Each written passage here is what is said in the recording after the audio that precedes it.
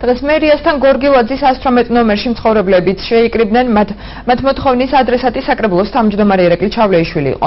ამ ოჯახების საცხოვრებლის წინ დაახლოებით 2 მეტრში კორპუსი შენდება შპს პროგრესი 4 კორპუსიდან საცხოვრებელ სახლამდე მანძილს იმ შემთხვევაში გაზრდის თუ კი მერია და აჭარის ფინანსთა და ეკონომიკის სამინისტრო კომპანიას ალტერნატიულ ფარდს შესთავაზებს. სასამართლოში სარჩელი მერიის წინააღმდეგ შევიდა მთავარი მიზეზი, რის გამოც ოჯახები დაზარალდნენ არასწორად დაზომილი მიწის ნაკვეთია.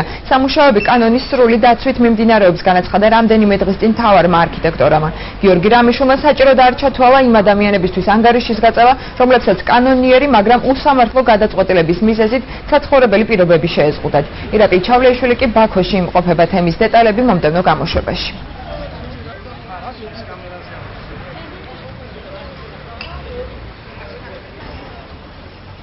ჩვენ მოვითხოვთ მერიისგან რომ გამოუყოს ალტერნატიული ფარდი შენებარე ფირმა პროგრეს, რომ ჩვენ გაგვითავისუფლოს ტერიტორია და ჩვენ გქონდეს ყველანაირი უფლება რომ შევიდეთ და სახლში სამოძრაო ადგილი დაგვიტოვეს.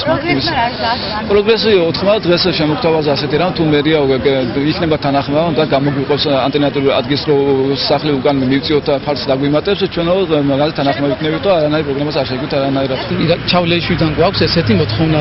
პირველ რიგში შეგვხდეს ბატონი ჩავლეიშვილი წამოვიდეს ადგილზე გაეცნოს რომ იქ თუ იცხოვრება და თუ არის ის სახლი საცხოვრებლად გამოსაყენებელი. მოვიდა ბატონი გიგლას წარმომადგენელი და შემოგთავაზა ესეთი რამ, მაკეთდება კუთხური სახლი.